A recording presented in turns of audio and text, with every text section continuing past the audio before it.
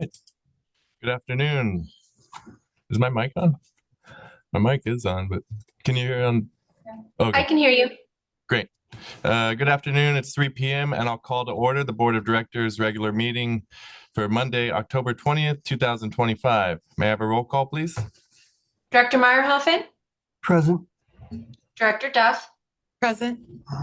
Director Martin? Present. Vice President Griffith? President Sewell?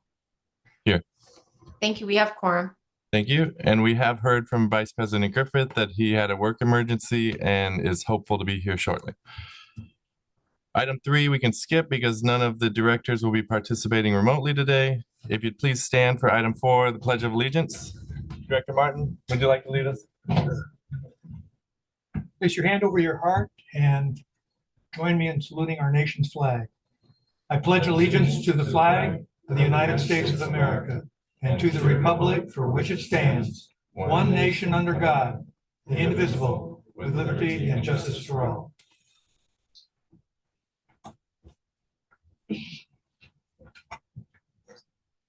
Item 5, Rules of Procedure, Counselor.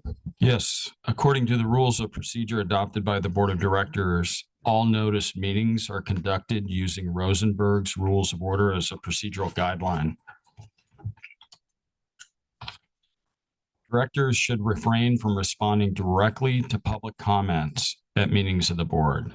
The president of the board presides at all meetings and decides all points of order and procedure during meetings. The president is responsible for the maintenance of order and decorum at all board meetings. No person should be allowed to speak who has not first been recognized by the president. All questions and remarks should be addressed to the president as the presiding officer. No member of the board should speak more than once upon any one subject until every other member of the board wishing to speak on the subject shall have been given an opportunity to speak. And no board member shall interfere with the orderly progress of a board meeting. And just as a reminder, the board has adopted a 3-minute time limit on public comments. Okay, thank you. Item 6 is public input. This is the opportunity for members of the public to address the board on matters within the board's jurisdiction. Please limit comments to 3 minutes or less. State law prohibits the board from discussing or taking action on any item not listed on the agenda. Do we have any members of the public wishing to address the board today? President Sewell, not online. Okay, seeing none here in person, we will move on to our presentations. Item 7 is Civic Spark Fellowship we did on Thursday. Item 8, our Government Finance Officers Association GFOA award presentation. Gentlemen. Thank you, President Sewell. I'll ask Arturo Ceja, our Director of Finance, to present this item. Thank you, General Manager Macy, President Sewell, and members of the board. It is an honor to accept the GFOA Distinguished Budget Presentation Award on behalf of the district. The Government Finance Officers Association has established an 11-page awards criteria that our budget document must meet to be considered for the award. It must serve as a policy document, financial plan, operations guide, and communications tool. This award represents the highest form of recognition in government budgeting and reflects our commitment to transparency, accountability, and excellence in financial planning. I want to sincerely thank the Board of Directors for their continued support and vision. I also extend my deep appreciation to our General Manager and Assistant General Manager for their leadership and collaboration throughout this process. Finally, none of this would be possible without a great accounting team who worked tirelessly to support the district. Thank you.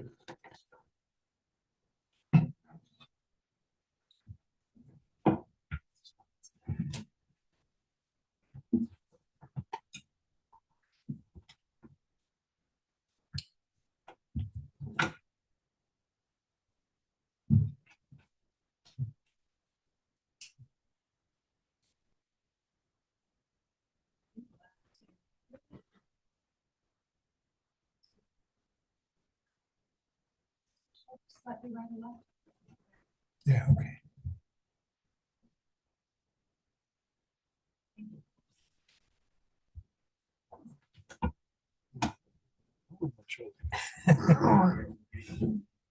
Well, thank you, Arturo, and congratulations. Standpoint, that's a pretty good idea. Yeah. moving on to employee recognition, item 9, human resources report. General Manager. Thank you, President Sewell, members of the board. I'll ask Oriana Hoffert, our Human Resources Manager, to provide this report. Oriana? Thank you, General Manager Macy. Good afternoon, President Sewell and members of the board. We have a short presentation today. We have 2 new hires to introduce that joined us over the past 2 months. First, we're excited to welcome Robert Mojica to MSWD. He joined us as a water production operator 2. Robert brings valuable experience from his time at Coachella Valley Water District, where he was responsible for maintaining and servicing all pressure control devices and airbags within the distribution system. Prior to that, Robert worked at India Water Authority as a water utility specialist. Robert holds a water distribution grade 3 and a water treatment operator grade 2.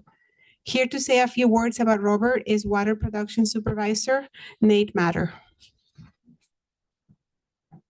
How's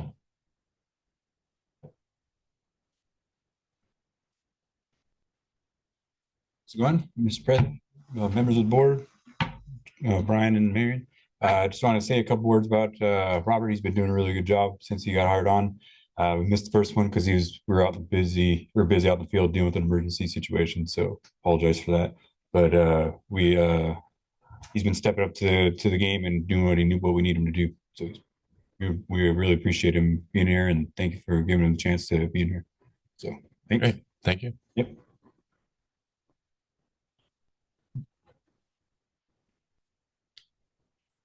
We're also, You want to say?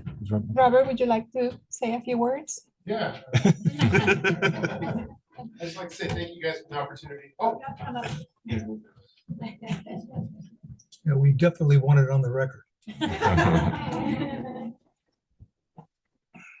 Sorry, I thought I spoke loud enough, but I didn't prepare a speech, but I'd like to say thank you for the opportunity, you guys, and I look forward to learning and being on this journey with the rest of you guys. So appreciate it, you guys. Thank you. Thank you. Happy to have you.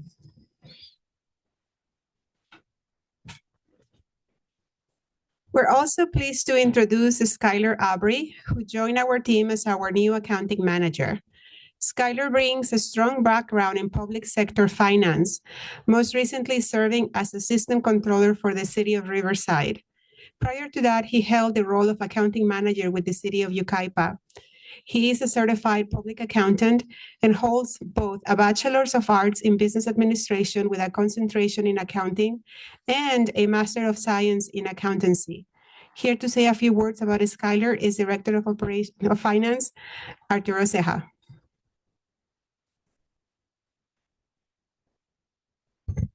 Thank you, Oriana. General Manager Macy and President Sewell, members of the board. We are excited to welcome Skylar Aubrey as our new accounting manager. He brings a wealth of knowledge and public sector finance experience in his role as the accounting manager. He provides a strong foundation for impactful work he is already doing for the district.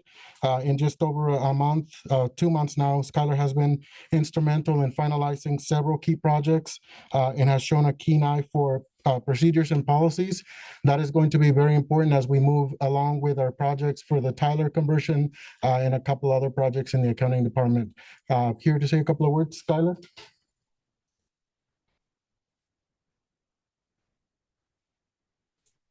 Thank you, Arturo, and I am grateful for the opportunity to be here, and I'm looking forward to working with you all in the future.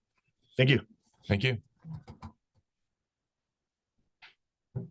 We're happy to welcome all of our new employees, and this concludes our human resources report for today. Thank you. Thank you. And it's not just because I'm trying to extend some time for Vice President to get here, but I noticed a couple key anniversaries, maybe not milestones, but congratulations to Marion and Danny on your anniversaries this month. Yay. How many years is that again? For Danny, how many years? 50? Does he want to admit it? Sorry.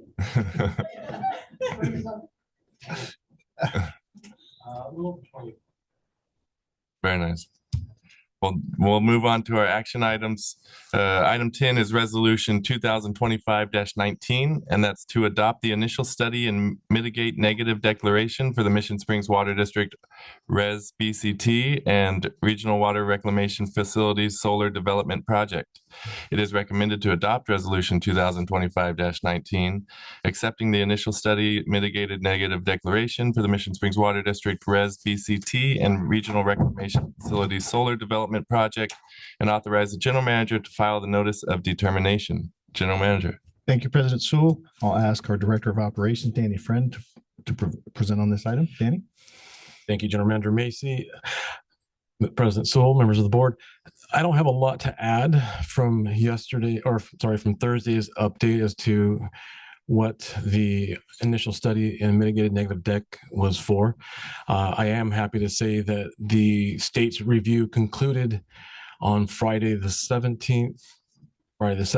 There were no state agency comments that were provided. So at this point in time, that's why there was nothing else given to you today. Some of the things that I mentioned that would be talked about today, our consultant, Tom Dodson, and associate would be speaking to today. I'm happy to announce that Caitlin Dodson Hamilton, she is the vice president with Tom Dodson Associates. She's also the environmental specialist that worked on this project. She's here to talk about some of the environmental factors as far as impacts to this, but also go over some of the more highlighted items of the MMRP, the Mitigation Monitoring Reporting Program. So did I forget something? I know you're staring at me. I didn't know if I forgot something. So with that, I'm going to turn it over to Caitlin. Good afternoon, members of the board. It's nice to be here today. So I know Danny's kind of already briefed you on the project. We received, I think, 3 comments. None of them said anything particularly interesting about the project. They were more just, we don't have much to say. Specifically, the Agua Caliente band of, is it Mission Indians? Or is it Cahuilla? I apologize if Cahuilla. I was like, forgetting for a second. They said that they had no further comments. They agreed with our mitigation, which was great because they didn't provide us mitigation in this instance. They asked us to come up with it ourselves. So use some past experience with them to kind of develop that. So I'm grateful to know that they agreed with it. I kind of wanted to go over the mitigation measures. They are really quite standard. I think, again, Danny talked about it on Thursday. But the main concerns on this project are really biological resources because, as you guys may know, Mission Creek is right next to the project, and Mission Creek is a protected area as part of the Coachella Valley MSHCP. So the good news is that this particular project, they didn't find anything particularly endangered or threatened on the site beyond the potential for burrowing owl to exist, which we all know is an issue in this area. You guys have them sometimes, a Horton plant, depending upon time of year. So there are some mitigation measures in place that actually, Danny asked me to just speak on the fact that the biologist who conducted the actual report for the project should be going out to begin the MMRP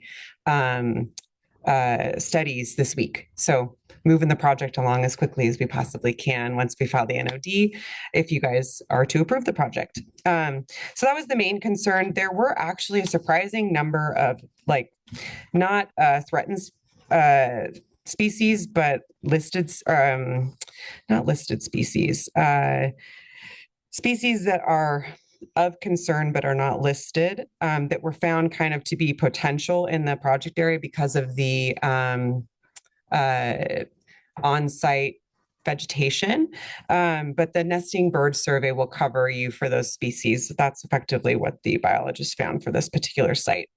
So other than burrowing owl and nesting birds, just compliance with the kind of interface between the Mission Creek sub area or area in the MSHCP and the project site. That's effectively the only other thing that biologically you would have to comply with is that Coachella Valley MSHCP. Beyond that, honestly, all the other mitigation measures are really standard, like complying with geotechnical recommendations, complying with hazards in the event of an accident. Because this project involves some trenching and excavation across the roadway, there will be a little bit of traffic control. So beyond that, there's really nothing else to report. The project, should go through the process without much comment or controversy, which is great. Great. Do you guys have any questions? Thank you. Director Martin? Just a comment. Sure.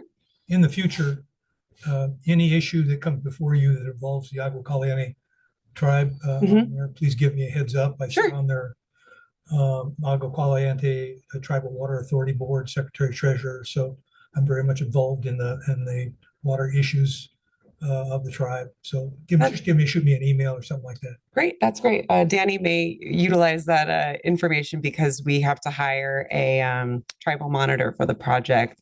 So that's kind of something that he's trying to interface with the tribe on right now, is to get that person hired or in line to be hired for the contract. So yeah, thank you for letting us know about that. Anything else? Director Meyer? No. Director Duff? Thank you. Okay. Thank you very for your much. time today. I appreciate being here. And did we have any members of the public wishing to speak on item 10? President Sewell, not online. Okay. And with that, do we have a motion for the item? Move. Second. We have a motion and a second. May I have a roll call vote, please? I'm sorry, who seconded that? Was that Director Director Meyerhoffen? Yes. Thank you. Roll call. Director Meyerhoffen? Yes. Director Duff? Aye. Director Martin? Yes. And President Sewell. Yes. Thank you. Motion passes. Thank you. Item 11, rejection of construction bids for the septic to sewer conversion project. It is recommended to authorize the general manager to reject all bids and not proceed with construction of the septic to sewer conversion project. General manager. Thank you. Thank you, President Sewell. We did give a short presentation on this item on Thursday. Eric, do you have anything to add to that presentation? No, sir, I do not. But we are available to answer any questions that may have come up over the weekend. Okay, great. It seemed pretty straightforward, but any direct comments, Director Duff? Director Martin? Director Meyerhoffen? No. With that, I will move item 11 to reject the construction bids for the septic to sewer conversion project. And I'll second that. We have a motion and a second. May I have a roll call vote, please? Director Meyerhoffen? Yes. Director Duff? Aye. Director Martin? Yes. President Sewell. Yes. Thank you. Motion passes. Thank you. Item 12, rejection of construction bids for the AD 15 Area M2 sewer construction and water line replacement project. It is recommended to authorize the general manager to reject all bids and not proceed with the construction of the AD 15 Area M2 sewer construction and water line replacement project. General manager. Thank you, President Sewell. Similar to the previous item, we did give a presentation on this on Thursday. Eric, do you have anything to add to our presentation on Thursday? No, sir, nothing to add. So with that, there's nothing to add and we'll be available for any questions regarding the item. Okay, thank you. Director Martin? No. Anything? Director Meyer? Director Duff? And I have nothing further either. We're doing really good at slowing down the meeting for Robert. I'm happy to make a motion to approve rejection of construction bids for the AD 15 Area M2 sewer construction and water line replacement project. Thank you. Second it. We have a motion and a second. May I have a roll call vote, please? Director Meyerhoffen? Yes. Director Duff? Aye. Director Martin? Yes. And President Sewell. Yes. Thank you. Motion passes. Thank you. And our next item is our public hearing, which is scheduled for 4 p.m. We can either break, or if the board is comfortable, we can do some of our items after that. Let's do some of the items after that. Okay. Yeah. We'll move on to item 14 then, and that is the Help to Others budget augmentation and pledge change. I know there was a reason to move this after the public hearing because we wanted to see the results of the public hearing. So we'll skip item 14. Okay. And my apologies that our agenda is really changing up. Item 15, though, is adoption of MSWD unclaimed property policy number 2025-08. And that is recommended that the Board of Directors adopt the MSWD unclaimed property policy number 2025-08. General Manager. Thank you, President Sewell. Members of the board, we did give a short presentation on this item on Thursday. There was one requested change in the policy, which was to make sure that any funds that were related to this would go into our general fund. The policy has been updated to reflect that change. Arturo Seja, Director of Finance, is there any additional comments you'd like to make at this time? With no changes other than that, we're available for any questions if there are any. Okay. Director Martin, any questions, comments? Director Meyer, Director Duff? Just to reiterate, general fund, it is still going to be the unrestricted funds in the general fund. Correct, Okay, correct. Just to make sure. Yes, we'll be able to assign those to any Perfect. item. And it was not because I didn't want to put more money into that fund. It was just, I want to make sure we have the ability to potentially do scholarships or other things with those funds. So I just wanted to clarify why I didn't want to put the additional funds into that account. Thank you. Okay. And I have nothing further other than just thank you for catching that. And I think that makes more sense. We'll still come up with a budget and policy for the Help to Others program, and it shouldn't affect that at all. So with that, do we have any members of the public wishing to speak on item 15? President Sewell, not online. Okay. Do we have a motion for item 15? So moved. Second. We have a motion and a second. May I have a roll call vote, please? Director Meyerhoffen, Yes. Director Duff, Aye. Director Martin, Yes. and President Sewell. Yes. Thank you. Motion passes. Thank you. Discussion items. Item 16, our administrative building update. Thank you, President Sewell. I'll ask Alvin Flores from Renewal Clark to give a presentation and an update on this particular issue. Alvin, good afternoon. Afternoon. Thank you, General Manager Macy. Good afternoon, President Sewell, members of the board, and district staff. So for the Critical Service Center, or the admin building, we resubmitted to the city for all departments last month. Unfortunately, we're starting to get second round comments. They started trickling at the end of September, and we just got another set last week as well. So we're working through those right now. Generally speaking, those comments are asking for additional clarifications on some of our responses to the previous comments.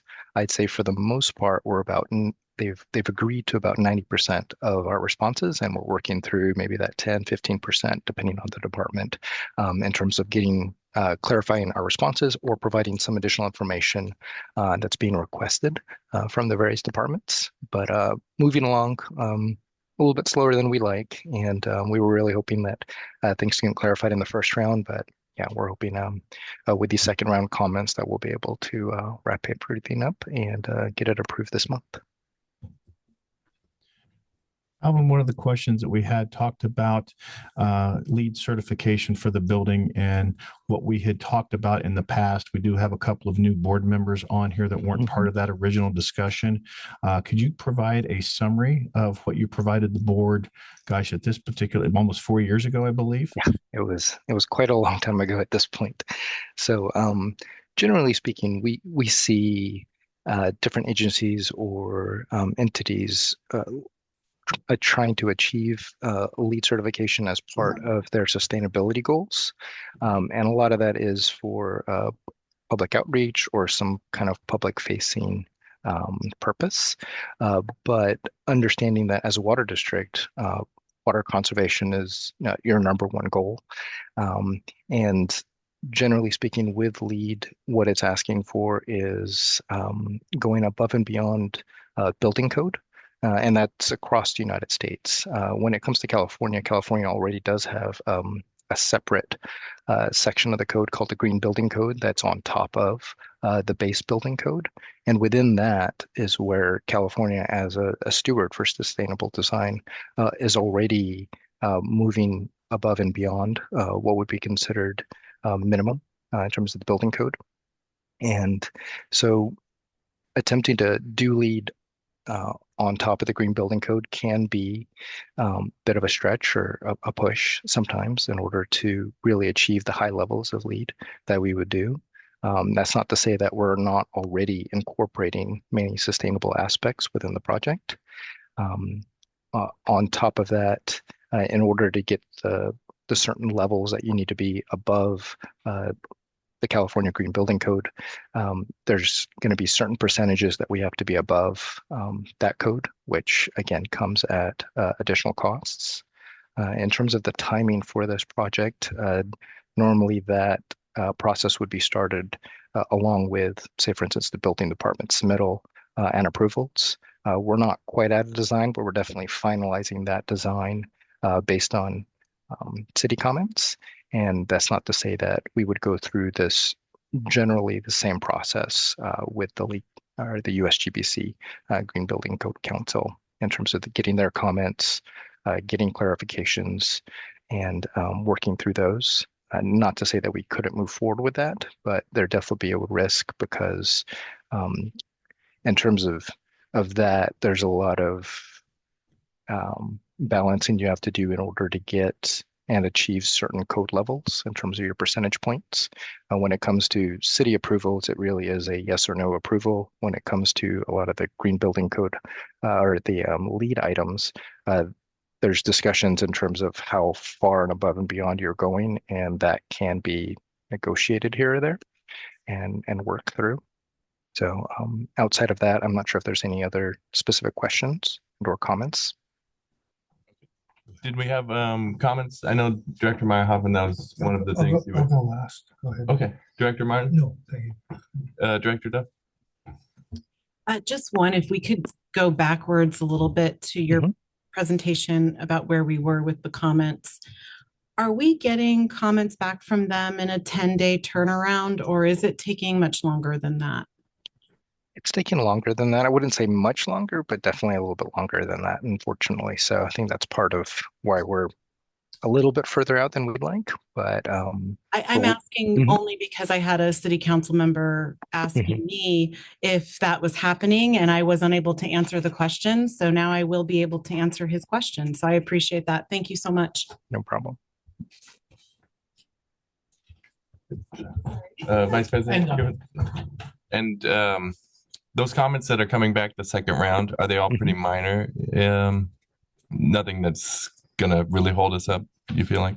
So far, nothing new. I think that's usually the danger when it comes to second round comments that we're always fearful of. Is there something new that we weren't accounting for? But as I was mentioning earlier, most of them are just clarifications to our responses and or asking for some additional information, but it looks like it's still related to their original comment. So nothing so far that's been from far left field or that we haven't already been anticipating. So, okay, great. And Director Meyerhoffen? Yes, concerning the LEED green, now go down to the library, one of the simplest buildings you can really find. It has a LEED green rating on there. So we can already get points for the location. So there's already points there without having to change anything. So we can get some kind of rating.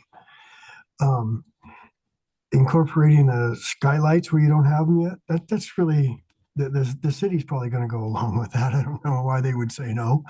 And there's some other things there. The initial cost does add a little more expense, as you know, to the initial cost of the building. But over the course of years, you're going to save approximately 20% in utility cost over the lifespan of the building, along with a better work environment for employees, which means more productivity from our employees. So this is why I'm really pushing for this LEED green certification. And the fact is that we have an opportunity here to, yes, we are the water district. Yes, we are involved with environmental issues, and we're building a new building. I see no reason why we can't set an example as to what those environmental issues, how buildings should be built. And there's plenty there to give us a rating now. I'd like to see it increase if we could, or you're not talking about any kind of a rating for us yet. And we already have points there. So I'd really like to work on that. Thank you. So Director, so we are anticipating bringing this specific item back to a workshop. So I think that would give us the flexibility to go through some of those items, what would have to change. And maybe at that time, we can talk about potentially how much cost would be added to the project if we did go after the LEED certification. Because in reality, I believe our next workshop is November 4th. And at that particular workshop, we were planning to bring back to you, hopefully the plans will be approved by then from the city's perspective. So we'll be able to talk about the bidding schedule and, really getting into the process of, okay, now we're to that. It's a project that's going to be moving forward. So I think that if that is okay to the board, we'll bring it back in November and we'll be able to have that detailed conversation about any changes or any additional costs that may be available on the 4th, if that's okay. I'm okay with that. I would also like to see how far we are with the rating right now, so we could get some type of a rating. I mean, we already have points towards that rating with what we've done so far. So I really like to see us at least apply for some kind of rating from them. If we can't get the platinum rating, maybe we can get a silver or gold or something. Okay, not a bad idea. Alvin, would that be okay on the 4th? Yeah, we can work on mocking something up based on the design as is and see how many points we can achieve. And then we can take the discussion from there. Great. Thank you. Thank you. Got it. Thank you. Anything further from the board? Thank you, Alvin. We'll move on to item 17, groundwater protection program update. Thank you, President Sewell, members of the board. Eric Wuck, our engineering manager, will be presenting this item. Eric? Yes, good afternoon, President Sewell and members of the board.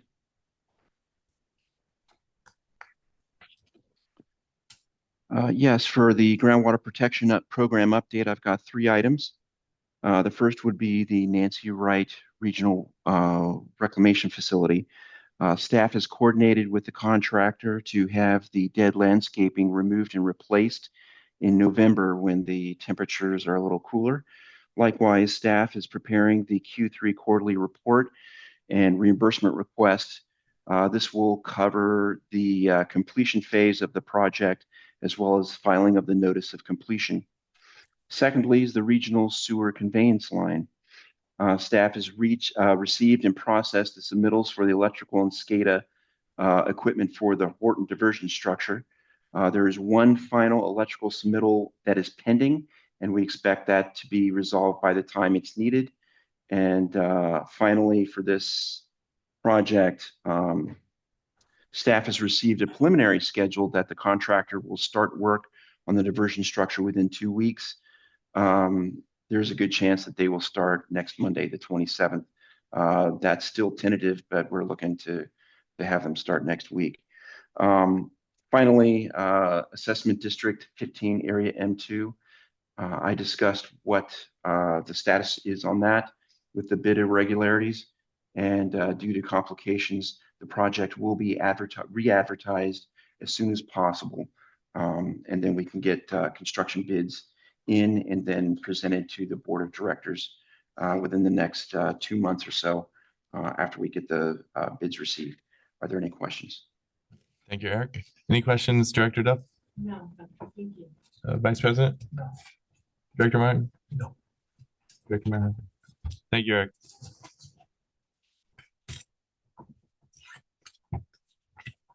We'll move on to consent agenda that consists of item 18, the approval of minutes, item 19, register of demands, and item 20, board compensation, and that's to consider board compensation for the Coachella Valley Dust Summit on Thursday, November 6th, 2025 at 5 p.m. Do we want to discuss any of these items separately? Pull any items? No. With that, do we have a motion to approve the consent agenda? So move. Second. We have a motion and a second. May I have a roll call vote, please? Director Meyerhoffen, Yes. Director Duff, Aye. Director Martin, Yes. Vice President Griffith, Yes. and President Sewell. Yes. Thank you. We have, thank you. Motion passes. Great. Thank you. Item 21, director's reports. Would anyone like to volunteer to go first? I will. That's right. Go ahead, Director Martin. Okay. On the 2nd of September, attended a city council meeting. Mayor Mattis was absent due to illness. He has since recovered, so that's good news. There was a citizen complaint regarding and from Mission Lakes area concerning cracking road surface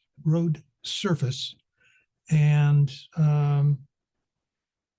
potholes due to the Mission Lakes sewer line. I don't know whether any of that's been brought to our attention before. It's creating a problem with the road surface, but just to give you a heads up. On the 4th, the Desert Valley Builders Association legislative meeting. The only significant change on that was City Councilman Dirk Voss is now a regular attendee. That's welcome. On the 4th, the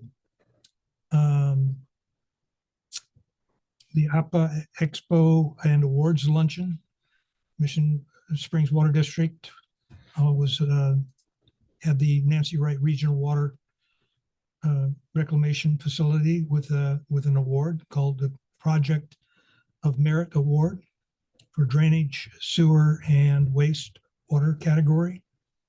And that was presented to us by the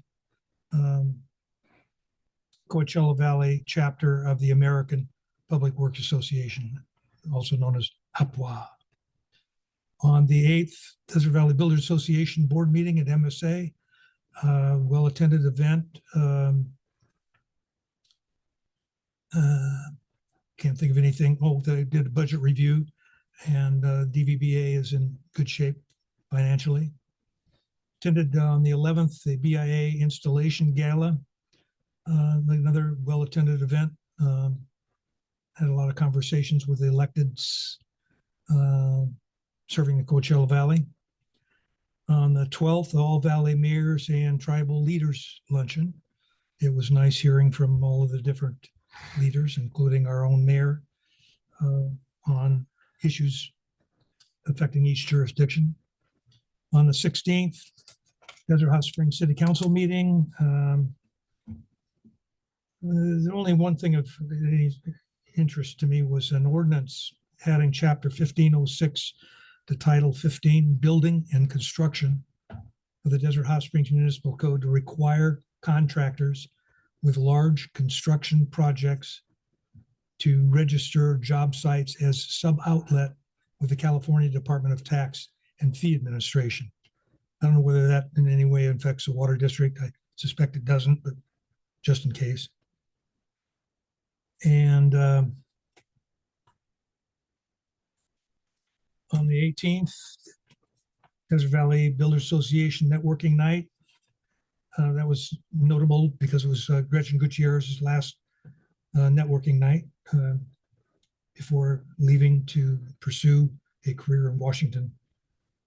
The 25th, Special District Association of Riverside County Luncheon.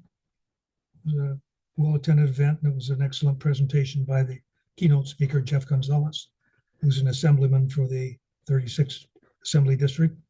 On the 18th, Riverside County Wide Oversight Board. I attended that, and we approved the recognized obligation payment schedule for the various properties that we have jurisdiction over throughout Riverside County. On the 24th, the Agua Caliente Water Authority meeting. That was interesting. They had on the calendar, Date Palm Country Club groundwater production permit was approved unanimously. The Indian Canyon Golf Resort South Course groundwater production permit that was approved unanimously. The Desert Princess Homeowners Association groundwater production permit, again, approved unanimously. And the last one, the Union Pacific Railroad Company groundwater production permit, that was approved with one dissenting vote. I'll give you a clue who gave the dissenting a vote, because that water that is used there is used for irrigation to the tamarisk trees along the rail line. And considering how much tamarisk trees have cost the water district over the years. And I have seen nothing to indicate that the Union Pacific Railroad Company has done anything to find an alternative. So anyway, it passed despite my objection. And that concludes my report. Thank you. Director Mayo, would you like to go? Yes. On the 4th, I attended the same luncheon that Director Martin did, or the Expo luncheon. He already gave an excellent report on that one. In fact, most of everything on here, Director Martin has already given an excellent report on. So on the 12th, I attended the All Valley Mayors Tribal Leadership and Luncheon. And on the 25th, I attended the SDARC luncheon. Director Martin also couldn't get into any information what Director Martin has already done with all the meetings I went to. Thank you, Director Martin. I'll be looking forward to you attending all the same meetings I go to next month. We're a team. We're a team. All right, okay. I'm your team still. Thank you. All right. Thank you. I'll just go down the line. I'll have a few to report on. September 9th, CVWD board meeting. It was a pretty routine meeting. Jim Barrett did mention in his comments that they would be speaking on the ID8 item at their following meeting. Then there were a few items that just kind of stuck out to me. And one was Borden Excavating was awarded a contract. And then there was another where Woodward and Curran was awarded a contract.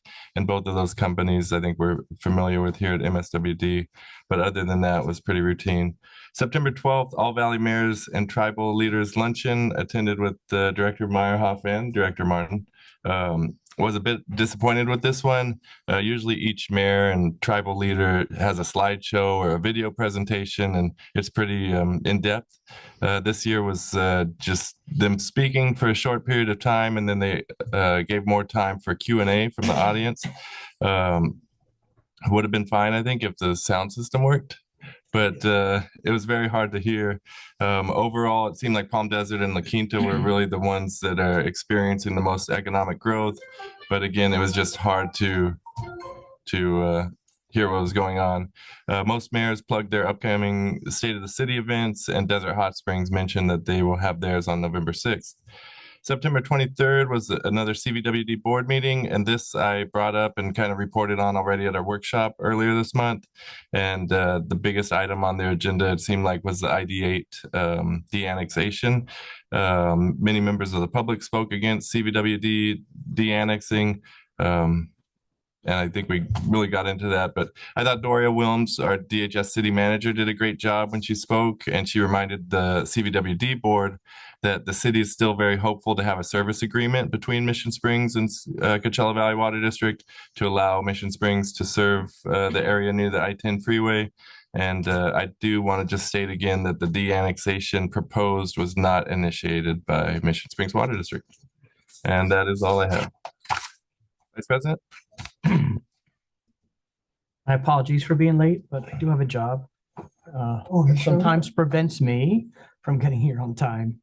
On September 2nd, I attended the DWA board meeting where they were updating their public events list. And I forget the one that they did because it's in my other notebook, but I did not pass as one of the approved events for payment.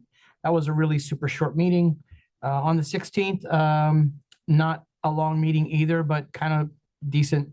They did a contract with Water Strategies, which is their federal advocacy. And then they had a short board discussion regarding board conduct and possible actions that was referred to staff for some ideas, which they brought back the next month. And that was really all I did last month. Thank you. Director Duff? In the spirit of keeping things moving quickly, I also attended the September 4th American Public Works Association luncheon where Nancy Wright's facility was honored. Also was on the schedule to attend the Mayors and Tribal Leaders luncheon, but I had to go into full mom mode with a sick kiddo that day. So unfortunately was unable to attend that, but glad that you guys enjoyed. Also attended the Aqua Legislative Committee meeting on the 23rd, and that was an entire conversation just about one bill that's been discussed. They're referring to it as the Gates bill, but basically an electronic mandate for all public gates that could have public access so that they have safety, recoil, et cetera. And there's been a lot of discussion in multiple organizations, CSDA and Aqua, about this particular bill. And so we were reviewing and discussing that at length. Also, the San Gorgonio Pass Regional Water Alliance meeting on the 24th of September, we had two updates from Beaumont Cherry Valley and then from San Gorgonio Pass talking about their annual reports and what they've been up to. Also, a wonderful presentation was given about the success of their helihydrants, and that is a huge benefit for us as well to prevent those fires from coming over the mountain, and they've been very successful, so that was great to hear. Also, CVCAN meeting on September 25th was at the Miracle Springs Resort. And I was able to speak with a couple of our operators here in the city and answer some questions. Also spoke with a couple engineers that hopefully have reached out to staff to be able to be a resource for our local businesses. Also on the 11th of September, to back up a little bit, went to my CVAG Coachella Valley Conservation Committee and the Energy and Safety. The conservation had a great presentation from the seed bank program manager of the Mountain Conservancy up in Joshua Tree. And they have partnered with the Conservancy here in the Valley to seed bank. They have a Noah's Ark project, and they are securing and maintaining our native seeds and growing the plants so that when we have a fire or something that happens, they can go in and replant those seedlings to rehabilitate those protected areas. Other than that, it was a pretty busy month, but not too much else to say. Thank you. Okay, thank you. Item 22, General Manager's Report. Thank you, President Sewell. On Thursday, we were able to give our public affairs report. Arturo Ceja, Director of Finance, is here to give our finance report. Arturo? Thank you, General Manager Macy, President Sewell, and members of the board. Give me 1 second to pull up my presentation.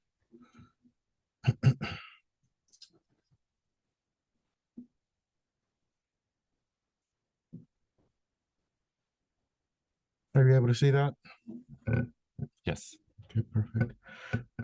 Again, looking at the financial summary compared to last month and year to date through August 31st, we do have a positive net income for the district of $284,000. The details, operating revenue and operating expense higher than last year. In terms of where the numbers stand, we are trending below the budget, primarily due to timing of some of the items coming into the district, and also some of the projects that have not come about as fast as we thought they were going to, with new connections and things like that. The largest difference is going to be the non-operating revenue, related primarily to some of the local agencies and the monies they brought in for, like the Skyborn and things like that, the additional wells. And that puts us at increase over last year at this time of $22 million in cash. Of that, as you know, $15 million is still that loan with Wells Fargo. We are having conversations about increasing that, or I'm sorry, extending that loan for the upcoming projects, as we are going to start drawing down on that balance. And below is what makes up those amounts, primarily in the Wells Fargo that is still earning us a significant amount of interest every month, and also the CalTrust funds. And at this point, I'll answer any questions. Okay, thank you. Director Martin? Nope. Any questions? Director Meyerhoffen? Director Duff? Not today. Thank you. Vice President? Oh, thanks. And I probably should have asked this on the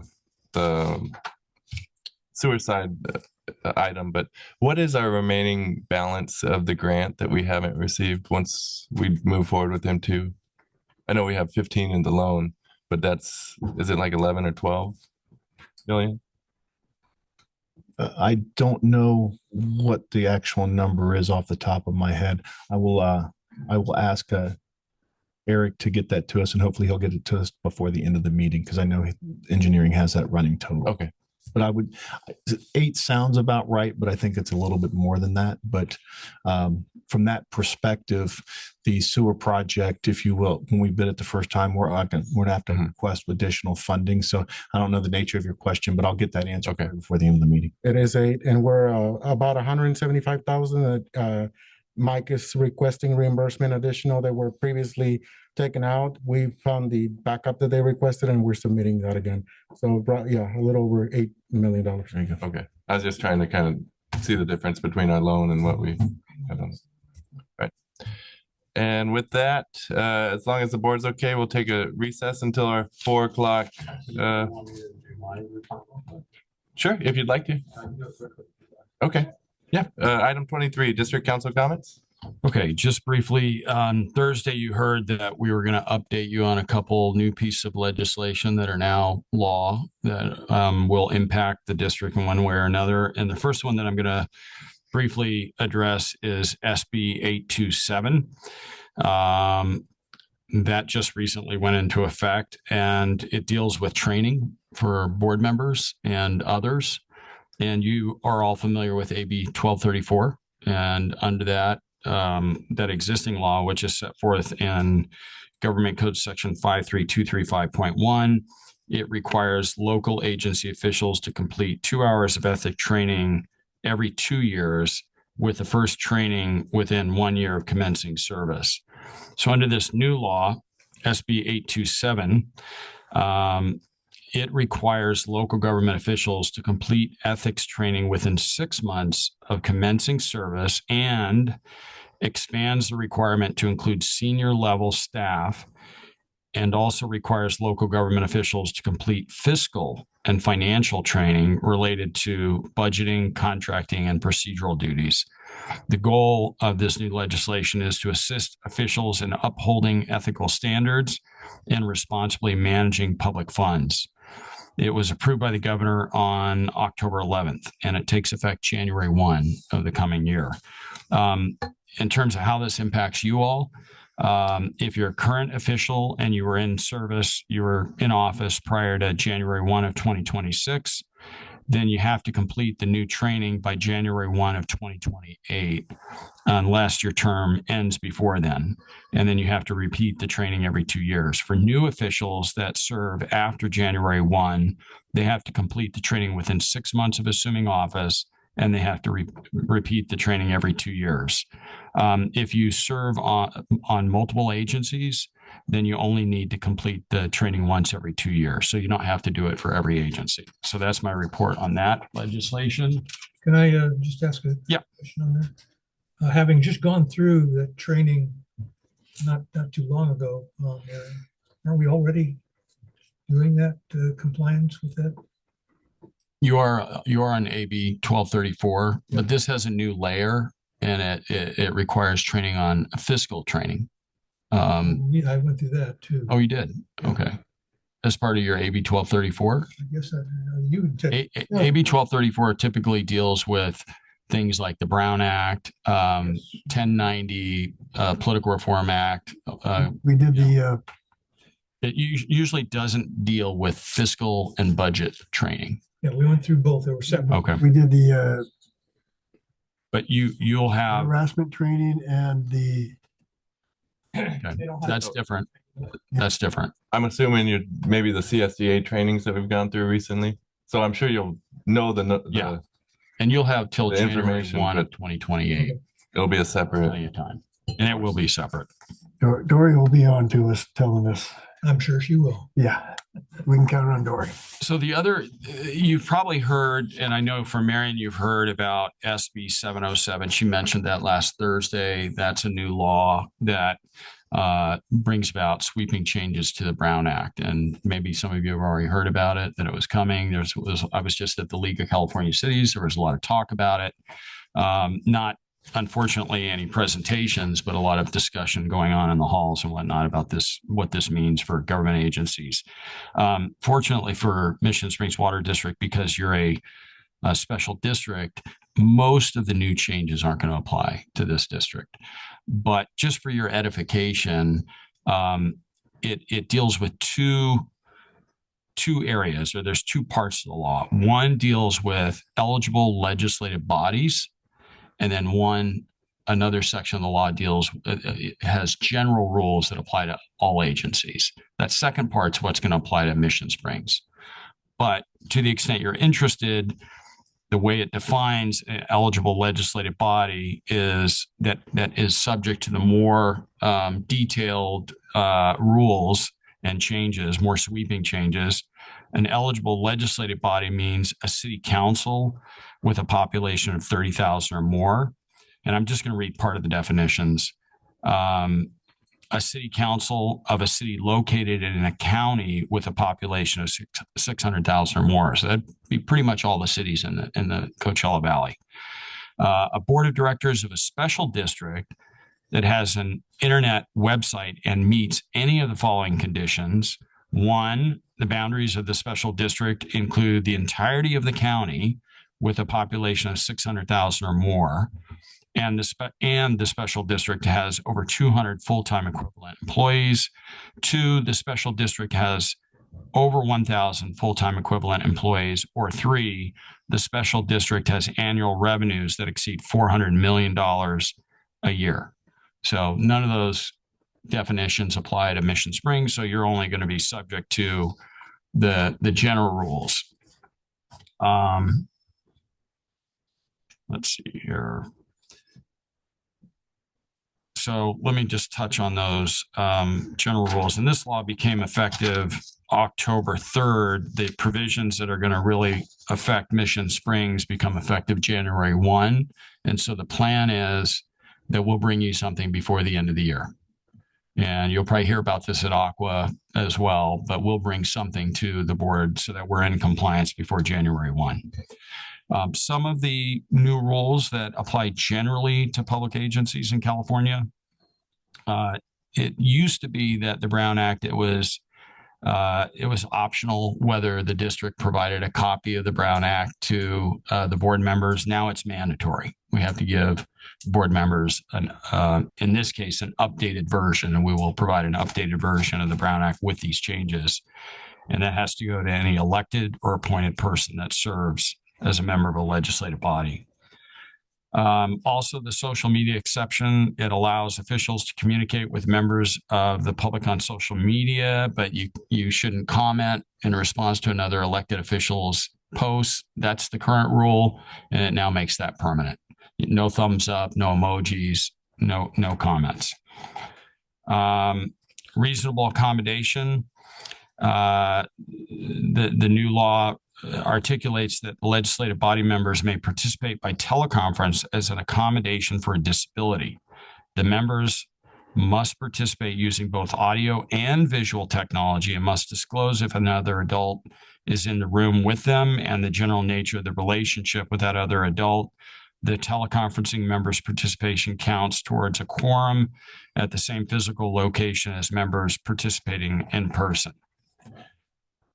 Also, public recording rights, the government code was a bit antiquated and it referred to videotaping only and audio taping. Now there are all sorts of other technology that's available. And so it's modernized the section related to public recordings, recognizing there are other types of devices. And then special meeting requirements, SB 707 modifies the government code regarding special meetings. And it expands the prohibition on calling special meetings to consider local agency salaries or compensation for local agency executives to also include those for legislative bodies themselves. So you can't talk about your compensation in a special meeting. And then authority to remove disruptive participants. The bill amends the government code to extend the authority to the presiding legislative body member, the board president in this case, to remove a person for disrupting teleconference meetings It also adds a new provision to authorize the removal or limitation or limit participation of a person participating in the meeting via two-way audiovisual platform or two-way telephonic services if that person actually disrupts, disturbs, impedes, or renders infeasible the orderly conduct of the meeting. And those are most of the changes that are going to impact Mission Springs. Not anything too significant. We have been having some discussion. Eligible legislative bodies are now going to be required to post their agendas in English and Spanish. You're not required to do that, but you can require that if you choose to do so. But it's not mandatory. So that's my report. Okay. Thank you. And seeing that it's 4 o'clock, we can get started on the public hearing, or we could take a 5-minute and give anyone, any public. Okay, we'll take a short 5-minute recess and be back at 4:05 to start the public hearing. Thank you. Right, we'll reconvene and move on to item 13, and that's our public hearing. And that's for ordinance number 2025-04, establishing new water rates, and ordinance number 2025-05, establishing new sewer rates. My apologies. I don't know why that happened. It's okay. Do you think I should restate the item? Yes. Okay. It might be best. All right, let's try this again. Item 13 is our public hearing, and that's for ordinance number 2025-04, establishing new water rates, and ordinance number 2025-05, establishing new sewer rates. This is the time and place fixed to publicly hear all protests, objections, or appeals with respect to ordinance number 2025-04 and 2025-05, establishing new water and sewer rates. The public hearing will be declared open and staff will give the report. I will then call for comments from the public. During this time, there will be no back and forth conversation between the public and the board and staff. All questions will be noted and will be addressed after all public comments have been received. The public hearing will then be closed and the board may discuss and vote on the proposed rates. Please note that in order to submit a legal protest or legal obligation, you must submit your comments in writing. Paper, pens, and a copy of the Prop 218 notice are available in the back of the room for your convenience. I now declare this public hearing open. Secretary's report, please. The notice of public hearing was mailed to all customers and record owners of property within the district on August 26th, 2025, at least 45 days in advance of the date of hearing. The notice of public hearing was also posted in the front of the MSWD administration office on September 28th, 2025. Notice of public hearing was published in the Desert Sun on September 28th and October 5th, 2025. As of today, 4 letters with legal objections and protests have been received. That is the end of my report. All right. Thank you, Dory. And we have a staff report. Assistant General Manager. Good afternoon, Board, President Sewell and members of the board. I am going to go rather quickly through my presentation since most of this, I believe you've all received and heard at least once or twice. But I do want to make sure, since this is a public meeting and a public hearing, that we do go over the information. We'll go over just general information. We'll talk a little bit about the process. We'll talk about the Prop 218 mailer, the proposed water and sewer rates, and then we'll finish up to talk about those 4 letters that Dory just mentioned, the protests and objections.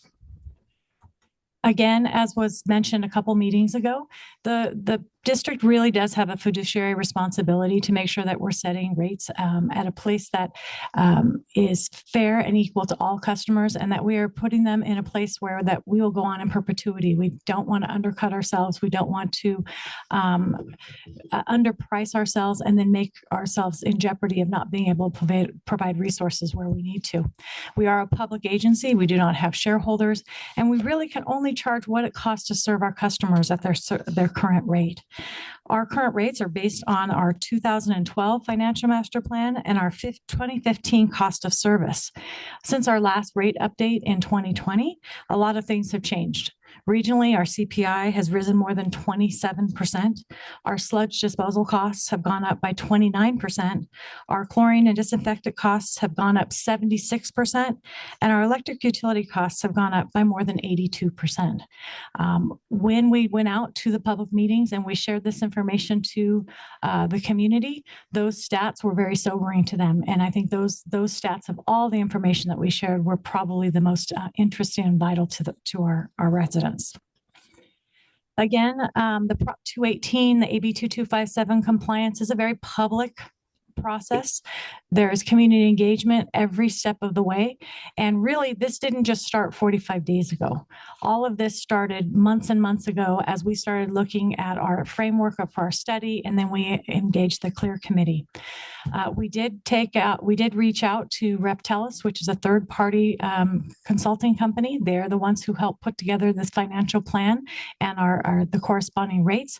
And they did that with input from our community members on our CLEAR committee. We assembled that CLEAR committee. We went out and did applications back in June. They all put in their application to be part of the committee. We had 11 members who came and devoted their entire month of July coming and meeting with us evening after evening, learning about the district. That CLEAR committee really asked a lot of hard questions. They dove into the numbers, and it was a really good representation of our community. We had members who were for every different area of our community, from a socioeconomic perspective, from an ethnicity perspective, and we really got a lot of questions and a lot of good input, and it really helped shape all of the information that the board is now seeing. The financial plan and cost of service study that was brought to the board back in August of 2025. It's available on our website. Mission Springs Water District. Water. Excuse me? Somebody was unmuted. I've muted them. I'm going to now. go ahead and continue then. So our financial plan and cost of service study that was brought to the board back in August of 2025. And we did post a copy of this along with our Prop 218 on our website. We also referred to this cost of service study on our Prop 218 mailer.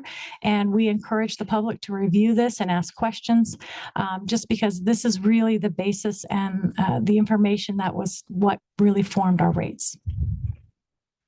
The Prop 218 mailer went out on August 26, 2025, and went to almost 17,000 homeowners and customers. It also on that Prop 218 mailer, we also included a list of our community meetings, including the public rate hearing.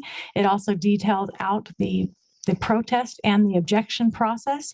It also gave a background of why we were raising rates and why we needed to raise rates. And it also, like I said, it did point them back to our website to get that cost of service study and additional information. As I mentioned before, we knew we wanted to be as transparent as possible throughout this entire process.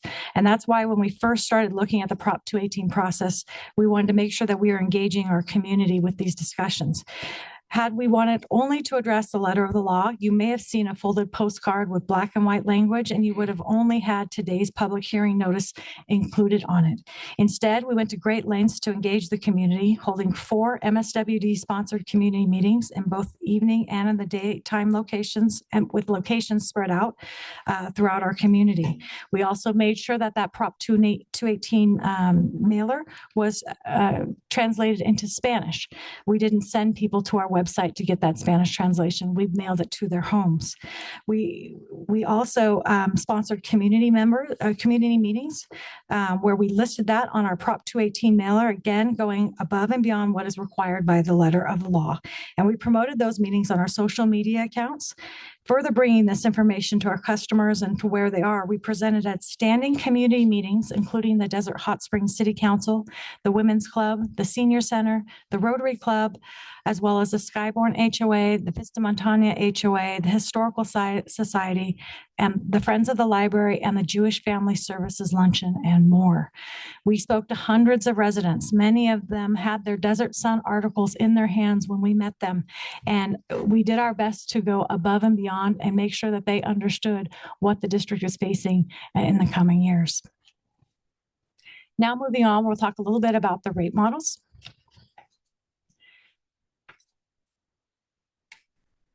As was mentioned before, we did have some general assumptions that were made when we first began looking at our financial plan. And that was looking at where we thought utilities, salaries, benefits, and things like that were going to go. We used the same inflation and expense and revenue factors, both in our wet water and our wastewater side. And even the CLEAR committee, when they looked at these numbers, they thought they were very conservative. We wanted to be conservative, but we also wanted to be fair. And so we struck a balance with that using our third-party rate consultant to help guide us. We have several water capital projects, and I won't go into detail on this because we have talked about them before, and a lot of these are actually detailed in our water and sewer master plan that was adopted back in March of earlier this year when we really dove into a lot of this. But I just wanted to show you there are a lot of projects, and in total, we're looking at about $64 million worth of projects just on the water side alone. We have water line replacement projects for our rear yard easements. We have well and well rehabilitation projects. We have our Chrome 6 projects.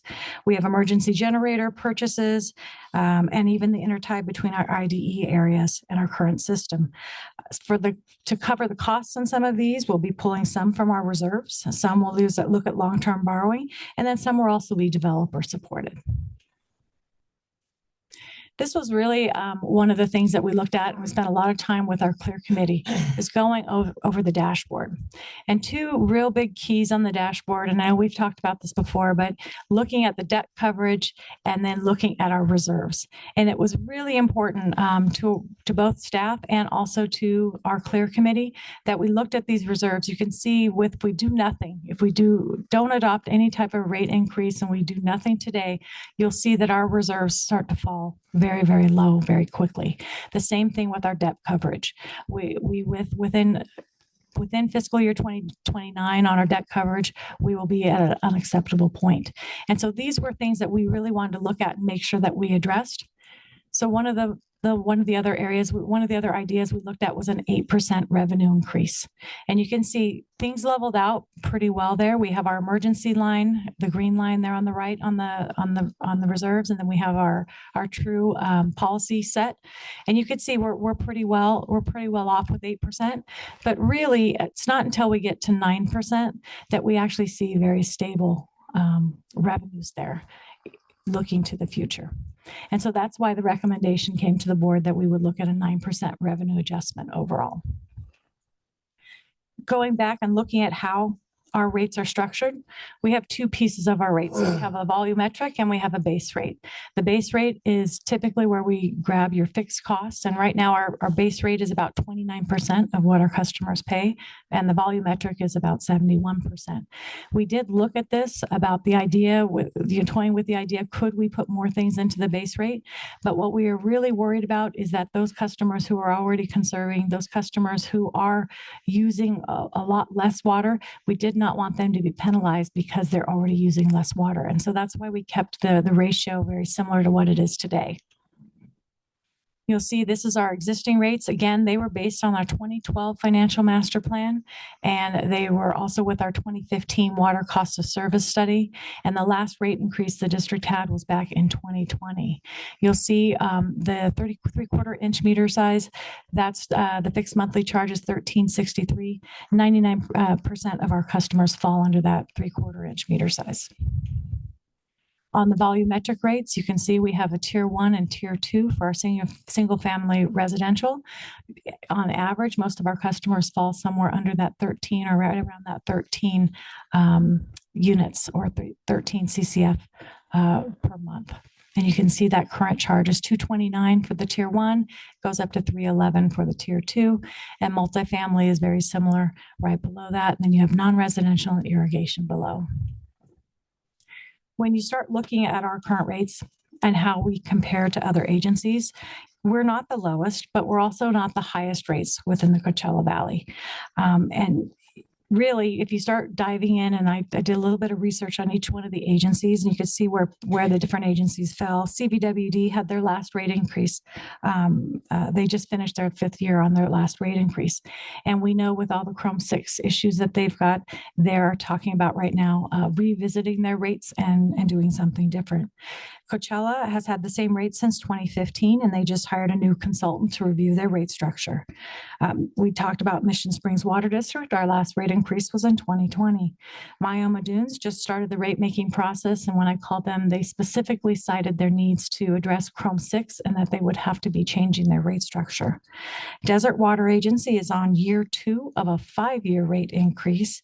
However, in June of just this past June, while they were having a workshop on their conservation as a way of life, their general manager cited that they are currently looking for another rate consultant because they're going to have to address their rates sooner to address some of the conservation mandates coming down the pike.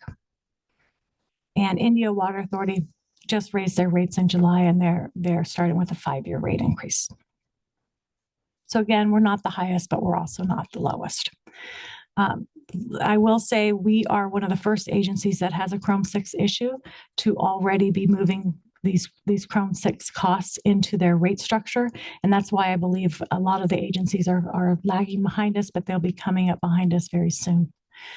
Again, here's where we have the proposed rate increases. Again, 99% of our customers fall into that 3/4 inch, that base rate goes from $13.63 the first year to $14.73, or a difference of about $1.10 the first year. And you can see how it elevates each year, starting in February of 2026 and then each January following. When we talk about the volumetric changes, you can see those also go up. We go from our current rate of $2.29 for the tier 1 and single family up to $2.47, and that pattern follows suit all the way down for the next 5 years. Looking at the impact for our general customers, our residential customers who are using, like I said, 13 CCF or 13 units of water, that change is going to be about a $3.44 increase per month for the first year. You can see the year 2, it jumps up to $4.22. Then the following year, $4.60, the following year, $5.01, and then finally $5.46. And this information and these screenshots that you're seeing here is pulled out directly from our cost of service study. Now looking at the wastewater side. Very similar revenue and expense inflation factors. And in fact, they are the exact same. Again, we were trying to be very conservative when we put these numbers together, but we wanted to strike a balance that was both fair to our customers and that would be keep us sustainable. Looking at the dashboard, the status quo you can see on the wastewater side is pretty bleak as well, especially with our debt ratio coverage. All the way from fiscal year 2028, we're already having debt ratio issues if we do status quo or if we do nothing. Looking at a 6% increase, you can see things level out much better. We stay above the line. We get pretty low there on our debt coverage ratio in 28, but in general, we do a lot better. That's why we ended up looking all the way to the 7%. And here, when you get to 7, you can see the numbers are much more doable. We're not below those emergency targets all the way until we get to 2035. I will add that it was the CLEAR Committee's recommendation that we not wait. You know, we haven't had a rate increase since 2020. And one of the reasons these numbers are having to increase so dramatically is because we did not do a rate increase for those 5 years. Had we been doing smaller, more manageable increases throughout those last 5 years, these numbers wouldn't be quite so drastic. And so that is something that we have committed to, and we as staff have committed to, that we will start working towards this earlier this year, this time, and we won't wait. Capital projects, again, on the wastewater side. A lot of these you've probably already heard of. Things like the cloth filtration project that's going to get us closer to having recycled water at the Horton plant. We've also got some pond reconfiguration at the Horton plant for the new administration building, and even septic to sewer conversion that we will hopefully be getting some assessment district and grant money to refund, but we do have to have that money to outlay in the very beginning when we start these projects. But in total, we're looking at about $45 million worth of CIP projects on the wastewater side. Looking and transitioning to the rates, you can see right now our single family rate for the wastewater is $50.16. We have a fixed monthly charge for our wastewater. For residential customers, residential customers do not get charged based on their water usage. They just have a straight fixed amount. But when you look at our commercial or our non-residential customers, they are being charged based on their water usage and the strength of their sewer. So however taxing they are on our system, they are being charged in kind based on how strong their sewage is and how much work we have to do to be able to clean that before we can put it back into the aquifer. As a comparison, we're very similar to what we were on the water side. We're not the highest. We're also not the lowest. Again, very similar. Valley Sanitation District. They were not in the last slide, but they do service Indio, and they are right now working on a cost of service study right now that they hope to have for next year. And Coachella and Palm Springs, those are all very similar to what we just talked about on the water side. So let's look at what that means now for a 7% revenue adjustment for our single family, multifamily, and mobile home residential customers. Here's what those rates look like. We go from $50 a month to $53.73 for the first year, second year, $57, $51, $61, $54, $65, and then all the way in January of 2030, we're looking at $70.46 per month. Again, 7% rate adjustment. It's not equal 7% between everyone, but overall it's a 7% revenue adjustment, and you can see how those kind of play out. Let's talk about average customer impacts, because I think this is, if I was a customer, the first question I'd be asking is, how does this impact me? What does this do to me as a resident? And so I feel this is a very powerful slide. If you look in January 2026, the average customer would be paying $3.44 more on their water bill. But then on their wastewater side, they're also looking at an additional $3.59. So a total of $7.03. Each year, that number continues to multiply. In January of 2027, you're looking at about a $7.98 change. In January of 2028, you're looking at about $8.63 increase over rates currently. January 2029, $9.32. And then at the end of the 5-year period, you're looking at about $10.07 more per month than what they're currently paying. And that would be for an average customer, single family homeowner who also is on our sewer system. Now switching gears, I did hand out, and there's some in the back of the room, which is our legal protests and objections. If you remember when we issued the Prop 218 notice, we also gave customers the ability to give us a protest, which is a thumbs up, thumbs down. They don't have to have reasons. They can basically just state that they do not want to move forward with the rate increase, or they can do a legal objection. They can actually tell us why they don't want to, or they can let us know from a Prop 218 perspective, our cost of service study, they can say that they don't agree with something. And so we've given them that ability to do that. And to date, as Dory mentioned, we've received 4 letters. 3 of those had objection language in them, and only 1 of them was just a straight protest. Yes, sir. How many notices did we send out to customers? Just over almost 17,000. I think it was 16,700. And we got 4 back. Yes. Now, to stop the rate increase, from a protest perspective, if we had gotten more than 50% of those notices back, then that could stop us from moving forward with it. We're not close to that. However, we do want to treat these very seriously. And so it's something that as staff, we've really looked at. Do you want to go ahead and pull that up? I'm going to ask Will to pull up the document. So under that AB 2257, the one that we adopted back in January of this year, this is a new format or a new process that we've undertaken, where we're looking at the letters that came in, and we're actually, we have to respond to them in writing. We have to put together a document responding to them. And so I'm going to try to paraphrase these. I won't read it word for word, but I do believe that for the record that they do deserve some time individually.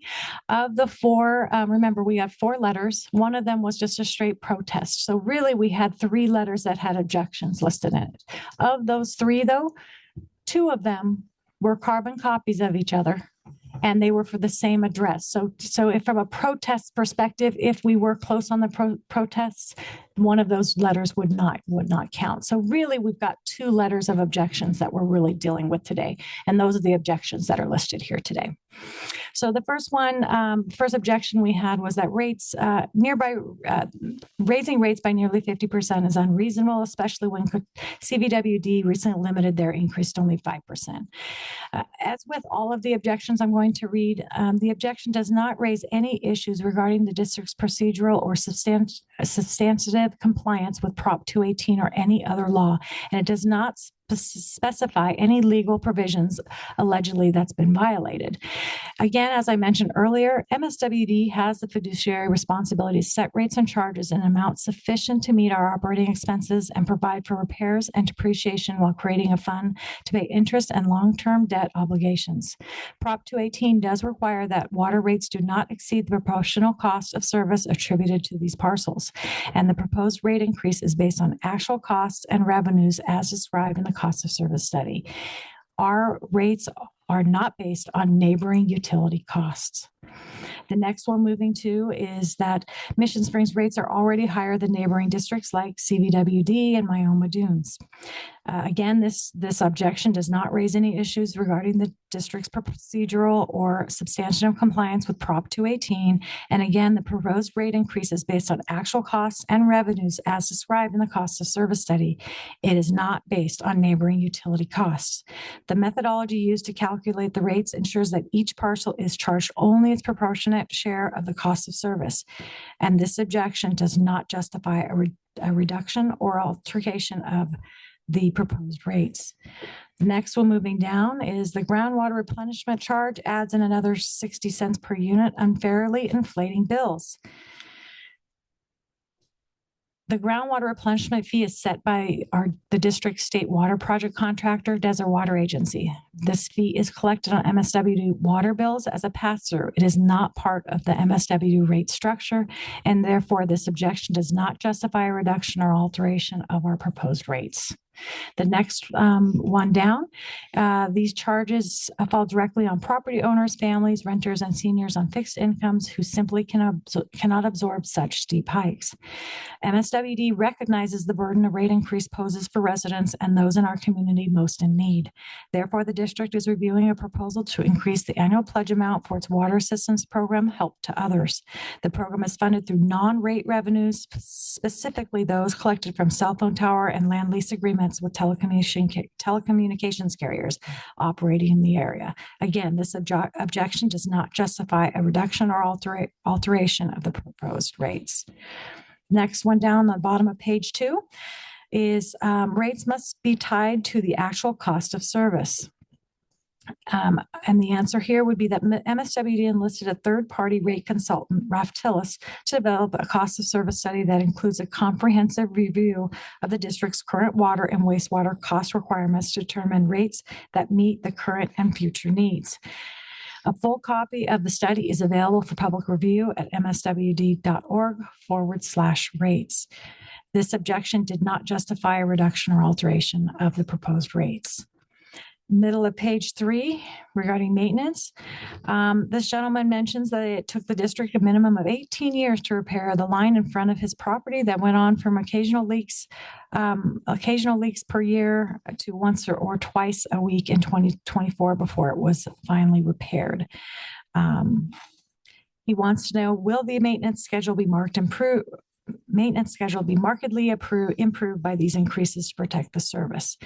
Here, we go back to our 2025 updated water and sewer master plans, which evaluate the water and sewer systems under various demand conditions, identify system improvements needed to accomplish existing and future demands, and recommend a CIP program. With a 20-year planning horizon, these plans were used as the basis for the water and wastewater financial plan and rate study. Following the prescribed CIPs listed in the master plans, the MSWD water and wastewater systems will benefit from an improved preventative maintenance schedule. Next one is debt service. How many more fee increases can this community absorb? We pay quite handsomely to the Desert Water Agency every month, in addition to the DWA property tax levy assessed annually. They also went on to say that they hope that the Terrace and Vista Reservoir rehabilitation projects will advance MSWD's water supply. This one went on a lot. It also talked about the whitewater percolation ponds, which now look like a lake from his property. Again, this objection does not raise any issues regarding the district's procedural or substantive compliance with Prop 218. MSWD and its customers do not contribute financially to support the DWA or the CVWD whitewater replenishment ponds. As the Terrace Reservoir and the Vista Reservoir are aging, rehabilitation projects like this will increase MSWD's operational fire flow, emergency storage capabilities, and our operational capabilities. This is separate from our ongoing water supplies and is separate from the whitewater replenishment ponds.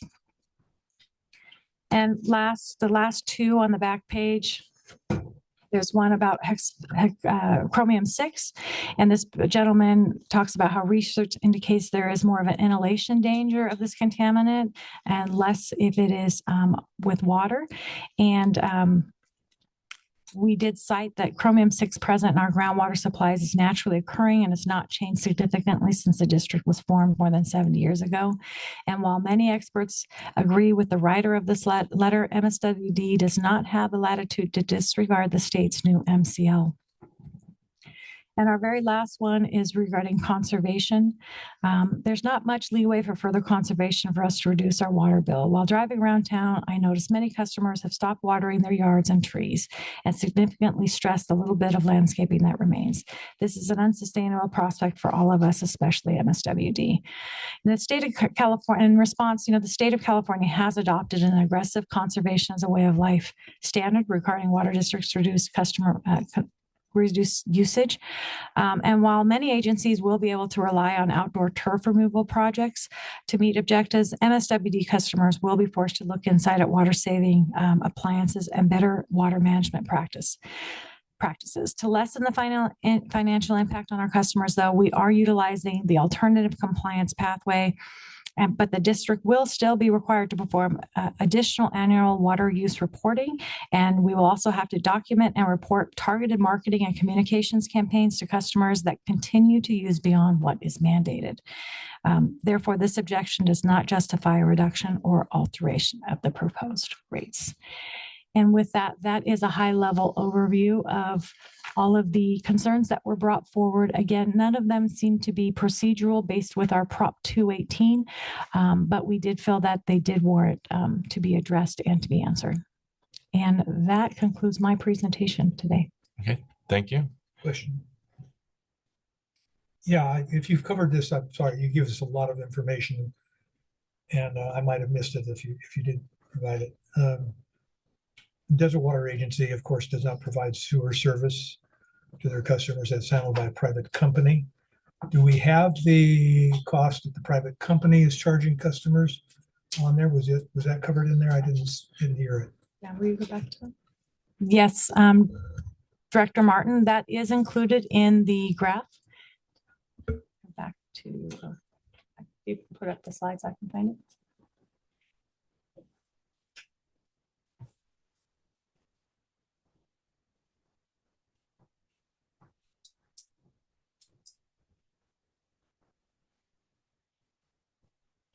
Sorry, it's kind of towards the end. I apologize.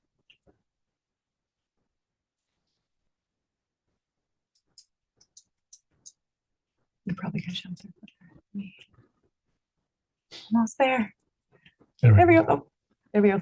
So you can see Director Martin, City of Palm Springs is on the far right. I see. Okay. And so again, they are not the highest. They are, right in line with the CVWD, slightly lower than us. Okay. So, because I'm sure that there'll be the possibility of people saying, well, why don't we go with a private company rather than go with a public agency like Mission Springs Water District or any of the other districts on there. And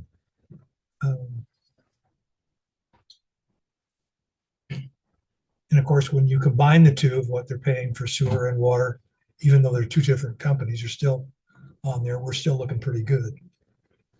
Yeah, okay. Thank you for the presentation, very detailed. At this time is the public comment section. Did we have any members of the public wishing to speak on this item? President Sewell, not online. Okay, and we do have one here in the room.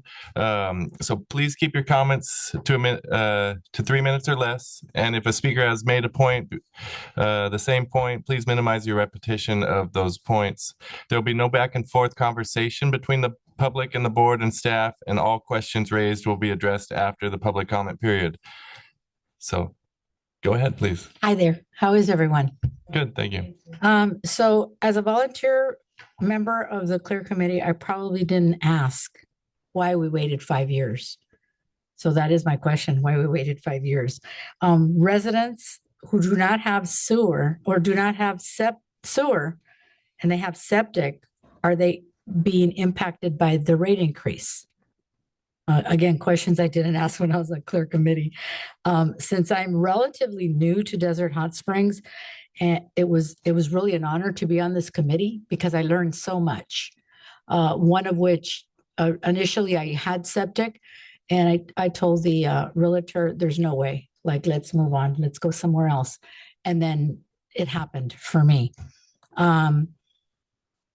But I guess there are still a lot of things that I don't fully understand. I probably can address them at another time, but those two right now are the most important, I guess, that I have to question. Okay, well, thank you for your comment. Thank you. Double check. Did we have any other public comment today? Thank you. Right, thank you. And with that, we'll close the public comment portion and declare the public hearing closed. And staff, would you like to respond to the two questions or? Yes, I believe the first question was related to why did we wait 5 years? In this particular case, COVID was right there in the middle, and we didn't know where the financial stability would end up. So I think we waited until we got past that, and then we started with the master plans, and then, of course, the rate study, and then the process. So it is not, I think it's something that we've learned through this process that we don't want to wait 5 years again, and we'll start looking at it as soon as we come out of the 5th year and start doing that. Also, in addition to that, I think the board has made it very clear that they want us to see us update the master plans and the financial master plan in a 5-year, which is typical for this industry, and we will continue to do that from a staff's perspective.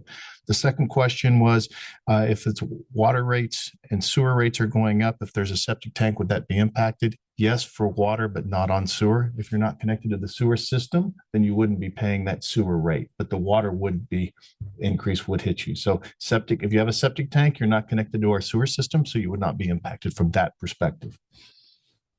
Great. And I have a question about the 218 process. Sorry. Oh, you're fine. All this information, but I conducting a 218 process. I'm guessing, I don't have it, is a kind of an expensive process to go through. All the mailers you have to go out, and the meetings were held, and all of that stuff. Do you have an estimate on how much that costs in terms of the entire process? Ballpark. I have not put it all together, but I could definitely put that together for you. I mean, I can tell you just the mailer itself, just for the printing and mail costs were over $17,000 just to mail that out to all customers. Okay, the reason I ask that is because we do it one time for the 218 process for 5 years. We only have to pay that cost of once. If you do it every year, you're gonna. So if it's a lot of money, then that's something that hasn't been mentioned as another reason for doing it. We are saving that money.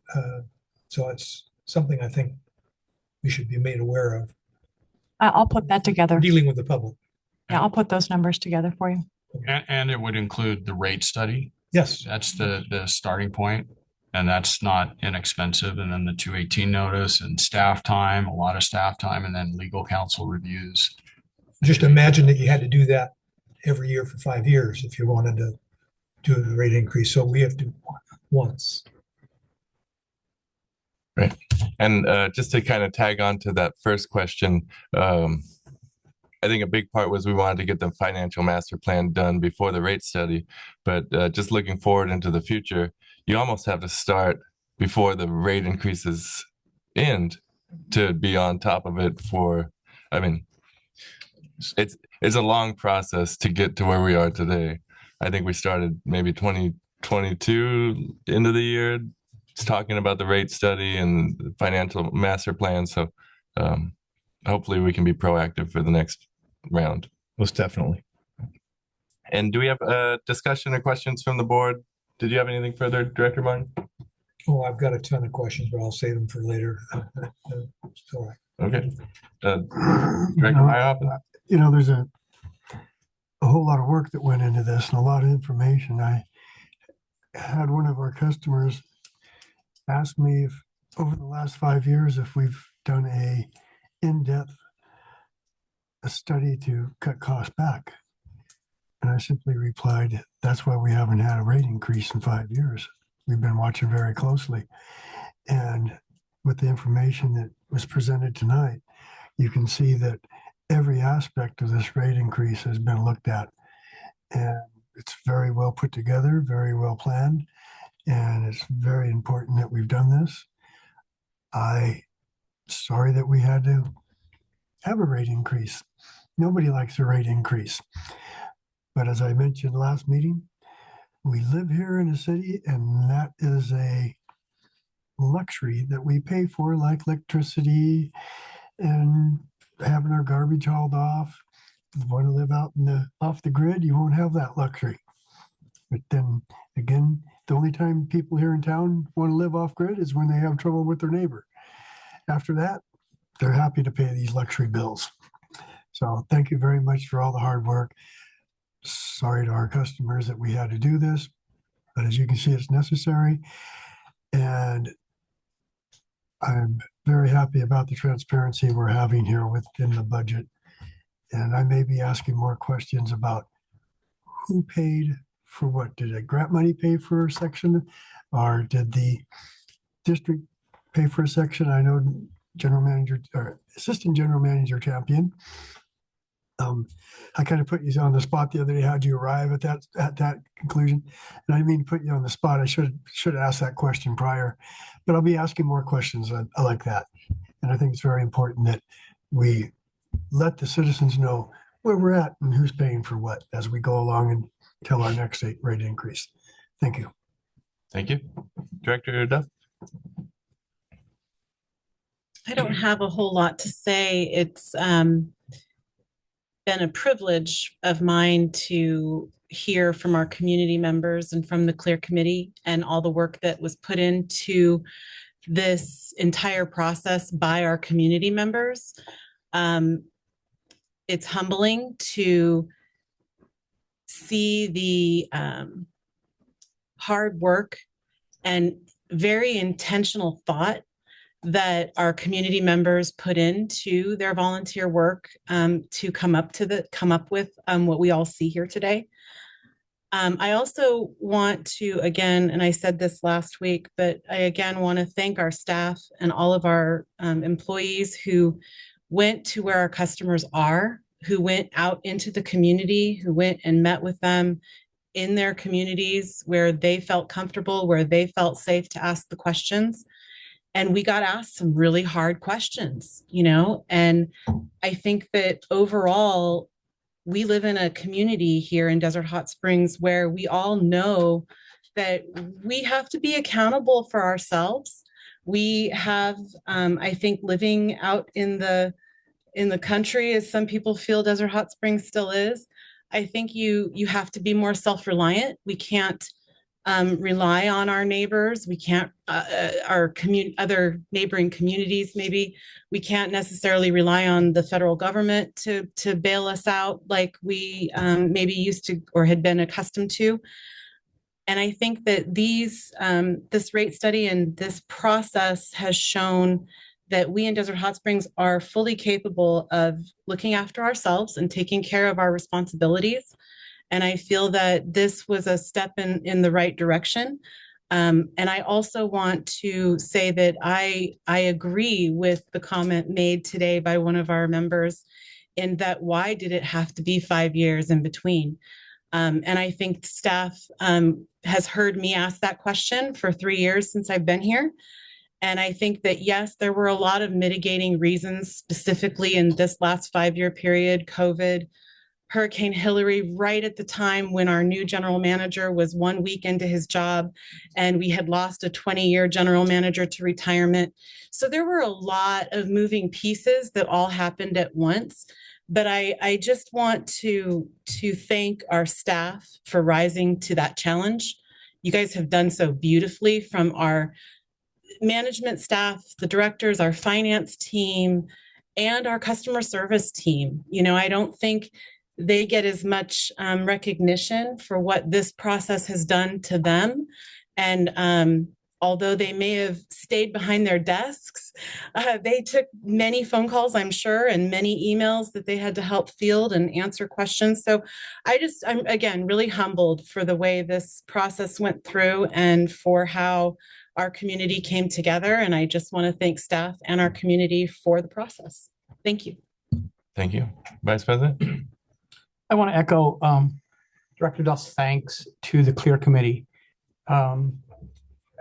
First, let me back up. Let me thank Assistant General Manager Champion, because he and I have been talking about this process for a bit, and I think she did a fantastic job setting up the timeline, setting up the schedule, all of that, the logistics, and then the CLEAR Committee for really digging in there and coming up with some realistic numbers and saying, you know, this is valid. This is what we're facing. And so I thank you for that. I just wanted to point out a couple of things. Nobody likes a rate increase, obviously. But the fact that our electric has gone up 82% over the past 5 years, that's a lot of money. And almost everybody I know got an email from SCE saying your rate is going up 13% this year, right? So it's not like they waited 5 years to give us a 13%. It's up 82%. So this is going to be 95%, right? When you think about it, it makes this little 9%. Well, it's not little, but it makes it look small in comparison just to the 13%. The financial plan, it took 2 years for us to get that done. I was given Mr. Macy and a hassle, because I'm like, where is this financial plan? We started this 2 years ago. Where is it? So I think what it says is that this process has to start maybe 3 years. So within 2 years, even though you've still got 3 years to go, you need to start this process over again, so that by the time you're getting to that last year, you're ready to make that jump. But electricity, 13%. And just so everybody knows, because this is very important to me, the price of cat litter went up 10.5% last month. So you can laugh all you want, but when you have as many cats as me, that's a lot of money. So think about the fact that our water is going up 9%, but cat litter went up 10.5%. And that is really kind of a jump. And I don't know when the last increase was, but, you know, it's certainly not been that long since it was, you know, $17 for a giant bucket. So I just wanted to point out that pretty much everything is going up, and it's just the nature of the business. And as we do projects and we do construction and we get materials, all those things have gone up exponentially. And so we can't continue to procure unless we fund that. So those are my thoughts on this. And I will yield my time. This is going to be hard to follow that, but sorry if this is redundant, but again, thank you to the CLEAR Committee, the 2 here in the room and the other 9, I think it was, not with us today, but thank you for all your time you put in, and we really value your input. I know it went a long way of getting the board just better to see all the work that you did, and to go back and forth with different numbers and to try and sort out a number that was realistic to help the district, but still take care of our customers. When you look at some of those graphs, there's a red line that's our ideal reserve, and we're still pretty far from that, even if this rate adjustment goes through. So I think we as a district and the CLEAR Committee, we're agreeing that we're going to try and do as best we can with less, and really keep an eye on what's best for our ratepayers as well. I do want to thank our board. I think the last year or so, we've really been working together really well, and that we all have maybe different ideas sometimes, but the best intentions for this district. So thank you all. And then most of all, just our staff, your work each and every day. And then you put this on top of that, going out to these meetings and really being available to the to our ratepayers. I think we've shown our transparency financially, but also just kind of the human element. The district is comprised of a lot of hardworking individuals, and I think our ratepayers are seeing that, and that we are really wanting the best for this community. So thank you all.